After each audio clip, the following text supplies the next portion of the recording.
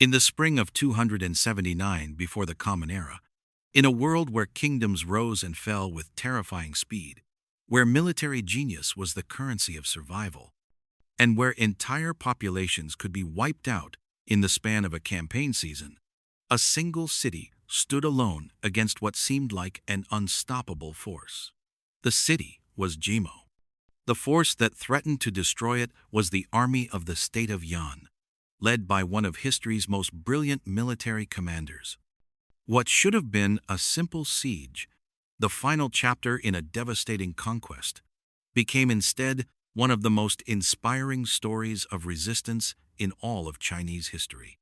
This is the story of how a city that should have fallen in weeks held out for years, how desperate citizens became warriors, how hope survived when all rational calculations said it should have died, and how one man's refusal to surrender changed the course of an entire war.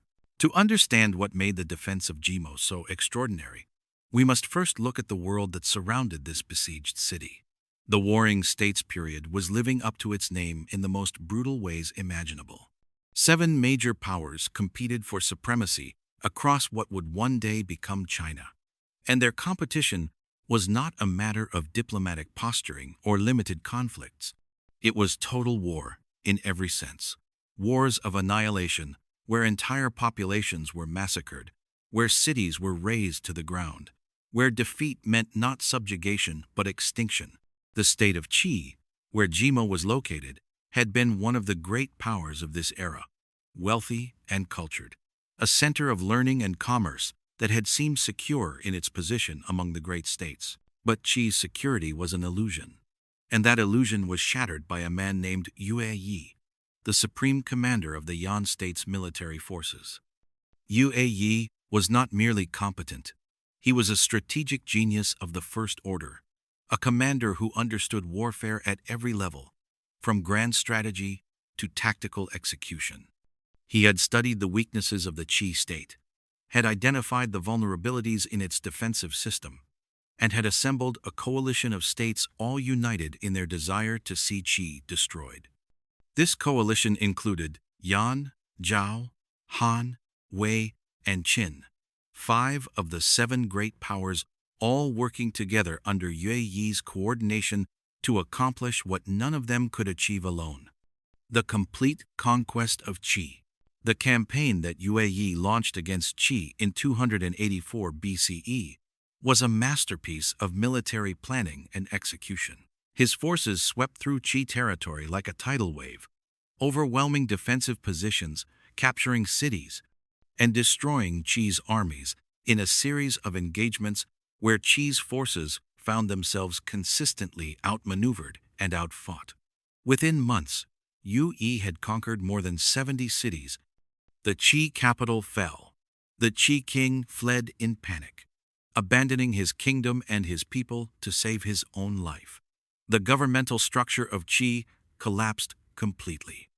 What had been one of the great powers of the Warring States period was reduced to chaos and ruin in what seemed like the blink of an eye. By 279 BCE, only 2 cities in all of Qi territory remained unconquered: Jimo and Zhu. Every other city, every other defensive position, every other center of resistance had been crushed or had surrendered. The Qi state as a political entity had effectively ceased to exist. Yue Yi's coalition controlled virtually all of what had been Qi territory. The conquest seemed complete except for these 2 final holdouts, and most military observers assumed that these last 2 cities would fall quickly once Yue Yi turned his attention to them. Jimo was not a major city by the standards of the time. It was not the capital, not a great commercial center, not a place of particular strategic importance. It was a mid-sized city on the coast, populated by merchants and fishermen and farmers, people who had no particular military training or experience. When Yue Yi's armies approached Jimo after conquering the rest of Qi, the city's situation appeared hopeless. It had no realistic prospect of relief. There was no Qi army that could come to its rescue, no allied state that would intervene on its behalf. It had limited supplies and limited defenses. The population had no reason to believe that resistance would accomplish anything except to delay the inevitable and to increase the suffering when the city finally fell. Yet Jimo did not surrender. And the reason it did not surrender came down to a single individual, a man named Tian Dan. Tian Dan was not a professional soldier. He had been a minor official in the Qi government before the war, someone with administrative experience but no particular military credentials. When UAE's invasion began, Tian Dan had fled like thousands of others, seeking safety in whatever city seemed most secure. He ended up in Jimo not because of any strategic calculation, but simply because it was where circumstances had carried him. But Tian Dan possessed something that professional military credentials could not capture. He possessed an iron will, an absolute refusal to accept defeat, and a creative mind that could see possibilities where others saw only despair. When the leadership of Jimo wavered in the face of UAE's approach, when voices in the city began calling for surrender to avoid the destruction that would inevitably follow resistance, Tian Dan stepped forward and argued for a different course. He made the case that surrender would not save them, that UAE's forces had demonstrated throughout the campaign that they showed no mercy to conquered populations, that the choice was not between comfortable surrender and desperate resistance, but between certain death through surrender and possible survival through resistance. Tian Dan's arguments were persuasive enough that the city's leadership appointed him as commander of Jimo's defense. This was an extraordinary decision, putting a man with no military experience in charge of defending a city against one of the era's greatest generals. But it was also a reflection of how desperate the situation had become. The professional military officers had been killed or captured in the earlier campaigns. The traditional leadership had fled or surrendered. What remained were ordinary people who needed someone, anyone who could give them hope and direction. The siege of Jimo began in 279 BCE, with UAE's forces surrounding the city and cutting off its access to supplies and reinforcements. UAE, having conquered 70 cities already, assumed that Jimo would fall quickly once the inhabitants understood that resistance was futile. He established siege lines, brought up siege equipment, and prepared for what he expected would be a routine operation. But as days turned into weeks and weeks turned into months, UAE discovered that Jimo was not behaving like a city that understood it was beaten. Tian Dan's first challenge was psychological. He had to convince the population of Jimo that resistance was possible, that they were not merely delaying an inevitable massacre, that there was some path to survival if they could hold out long enough. This was not easy. The citizens could see UAE's forces surrounding them. They knew that no relief was coming. They understood that their supplies were limited and would eventually run out. Tian Dan needed to give them a reason to believe, and he did this through a combination of inspiration and deception. He told the people of Jimo that the gods favored their cause, that supernatural intervention would save them if they remained faithful. He spread rumors that the Yan forces were suffering from disease and demoralization. He created the impression that help was coming from unexpected quarters. Some of these claims were pure fabrication, psychological warfare designed to maintain morale. But Tian Dan understood that in a siege, morale was as important as food supplies or defensive fortifications. People who believed they could survive would fight with a determination that people who believed they were doomed could never match. Tian Dan also proved to be remarkably innovative in his defensive tactics. He organized the population for defense, training civilians in the use of weapons and in the techniques of defensive warfare. He strengthened Jimo's fortifications, using whatever materials were available to reinforce weak points in the walls. He established strict rationing of food supplies to extend the time the city could hold out. He organized raids and sorties against UAE's siege lines, small attacks designed not to break the siege, but to inflict casualties on the besiegers, and to demonstrate to Jimo's population that they could strike back against their enemies. As the siege continued, month after month, something remarkable began to happen. The situation in the Yan state, which had seemed so secure, began to deteriorate. The king of Yan, who had appointed Yue as supreme commander and had given him virtually unlimited authority to conduct the campaign against Qi, died. His successor, the new king of Yan, did not have the same trust in Yue. Court factions in the Yan capital began to spread rumors that Yue was taking too long to complete the conquest, that he was deliberately prolonging the campaign to maintain his own power and authority, that he might even be planning to establish himself as an independent ruler in the conquered Qi territories. These rumors were almost certainly false. Yue had been loyal to Yan throughout his career, and there's no evidence that he had any ambitions beyond completing the conquest he had been assigned to carry out. But the rumors found a receptive audience in the new king's court, where factions opposed to Yue saw an opportunity to undermine his position. Political intrigue in the Yan capital was beginning to have consequences on the battlefield far away at Jimo. Tian Dan, through his intelligence network, learned about the political tensions in the Yan court. He recognized immediately that this was an opportunity that could potentially turn the entire situation around.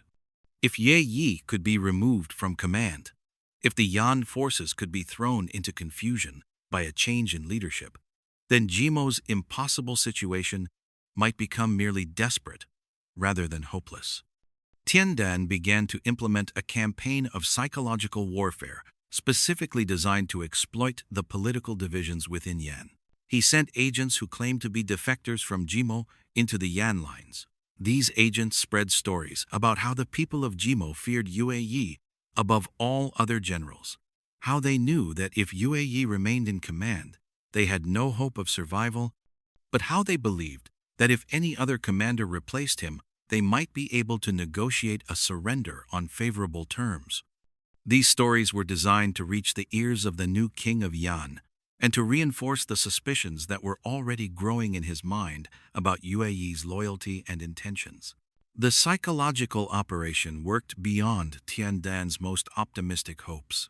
The king of Yan, influenced by the court factions opposed to Yue and convinced by the intelligence that was being fed to him from Jimo, made the catastrophic decision to remove Yue from command and replace him with a different general named Qi. This decision stunned the Yan army. Yue had been the architect of their incredible string of victories. He was respected and trusted by his soldiers.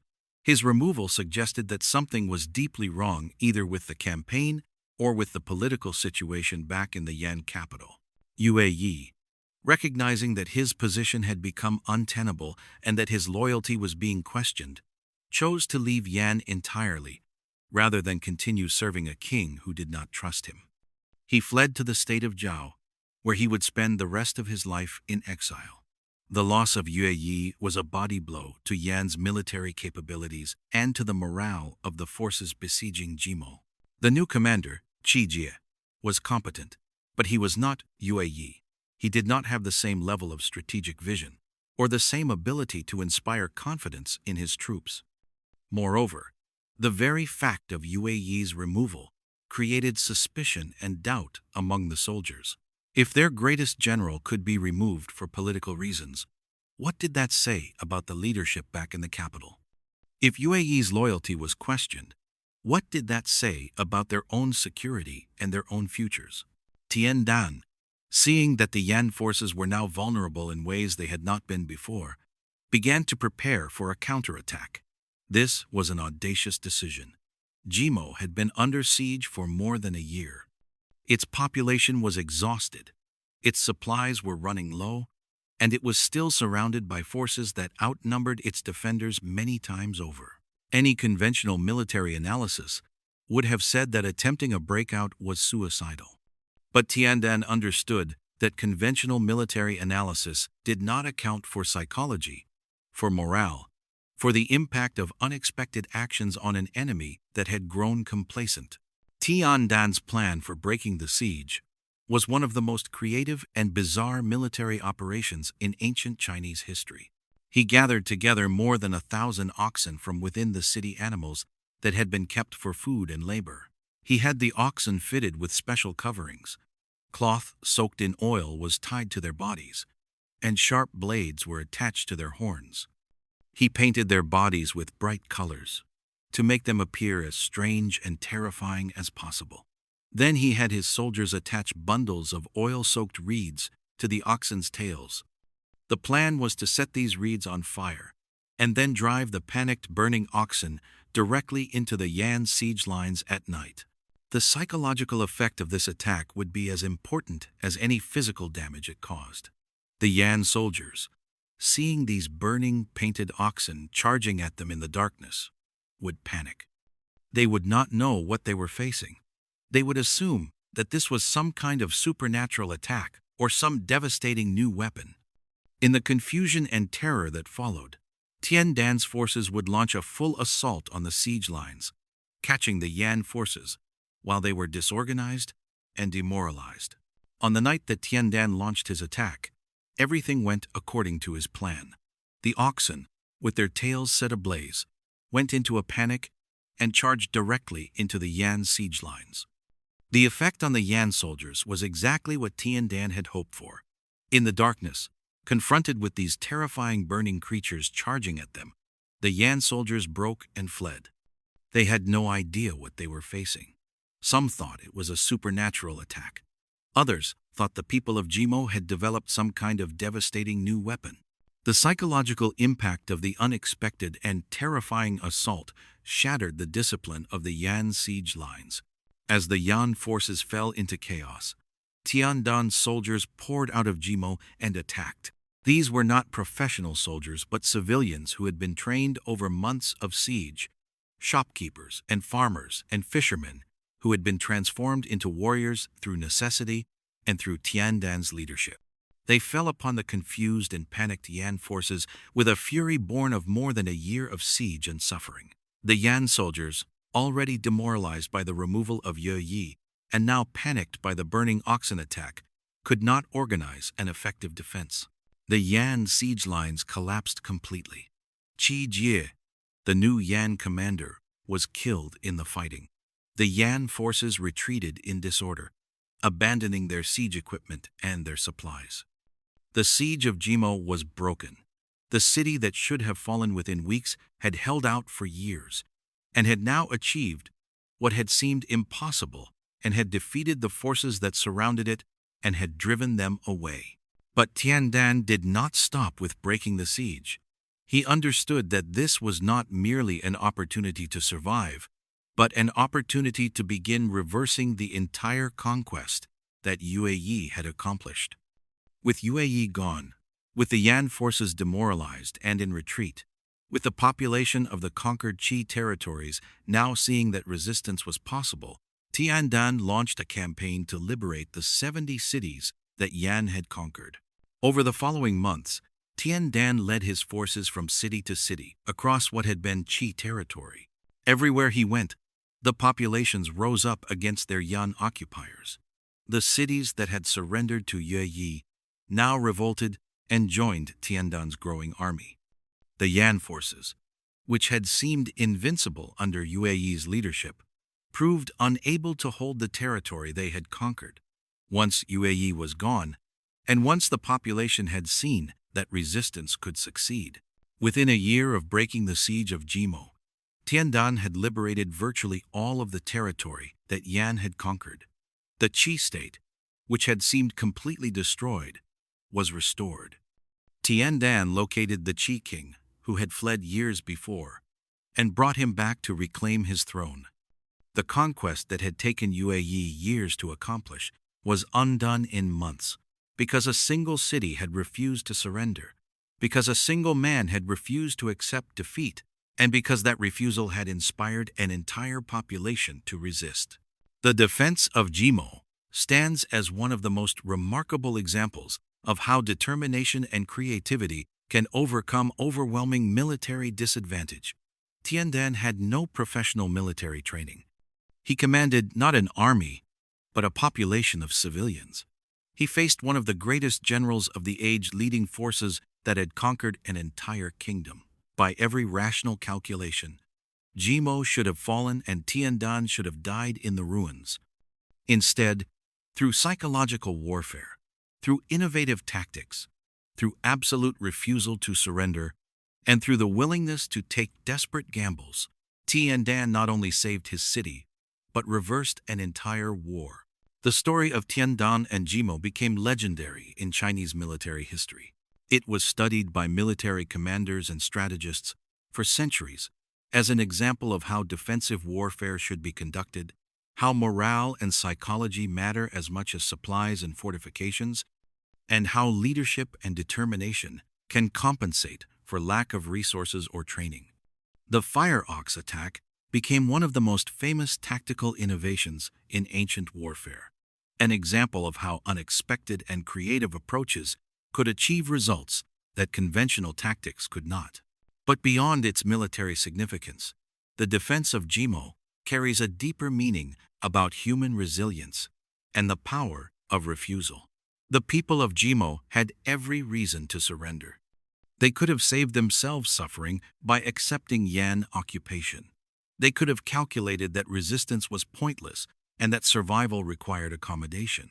But they chose instead to resist, to suffer through years of siege, to risk everything on the possibility that somehow, impossibly, they might survive with their freedom intact. That choice mattered not just for Jimo, but for all of Qi. Because Jimo held out, because Tian Dan refused to surrender, the conquered populations of the other 70 cities saw that resistance was possible. They saw that the Yan occupation was not permanent and inevitable. They saw that determined people could fight back and win. And when the opportunity came, when Tian Dan broke the siege and began his liberation campaign, those populations rose up and joined him because they had been shown that resistance was not futile. The Defense of Jimo reminds us that some of history's most important moments come not from the powerful and the privileged, but from ordinary people who refuse to accept what seems inevitable. Tian Dan was not a professional general. The defenders of Jimo were not professional soldiers. They were ordinary people who found themselves in extraordinary circumstances and who chose to fight rather than to surrender. And that choice, made day after day for years of siege, changed the course of history. The siege also reveals how fragile military conquest can be when it is not matched by political wisdom. Yue Yi had achieved one of the most impressive military campaigns in the history of the Warring States period. He had conquered an entire kingdom in months, but all of his military genius could not compensate for the political stupidity of the Yan king who removed him from command. One bad political decision undid years of military success. One failure of political judgment at the Yan court gave Tian Dan the opening he needed to reverse the entire war. This is a lesson that resonates far beyond ancient China. Military power alone cannot sustain conquest if the political foundations are weak. Armies can conquer territory, but only stable governance can hold it. Brilliant generals can win campaigns, but political leaders can lose wars through bad judgment and internal division. The fall of Yan's conquest of Qi was not primarily a military failure. It was a political failure that created military vulnerabilities. In the centuries that followed the Defense of Jimo, the story of Tian Dan became part of the foundation of Chinese military thought. The principles that he demonstrated, the importance of morale, the power of psychological warfare, the value of creative and unexpected tactics, the significance of leadership that inspires rather than merely commands, all became standard elements of how Chinese military strategists thought about warfare. Tian Dan's success proved that war was not just about numbers and equipment, but about ideas and will and the human dimensions of conflict. The city of Jimo itself continued to exist for centuries after the siege, though it never again achieved the same historical significance. But for those who lived through those years of siege, for their children and grandchildren who heard the stories, Jimo was not just a city, but a symbol.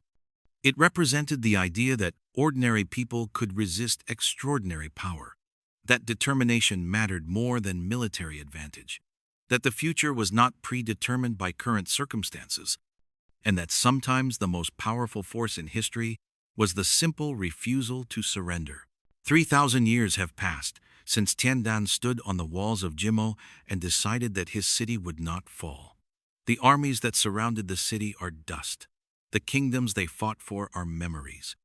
The specific details of their tactics and their battles are matters of historical debate. But the principle that Tian Dan demonstrated, that courage and determination and creative thinking can overcome odds that seem insurmountable, that principle remains as relevant today as it was in 279 BCE.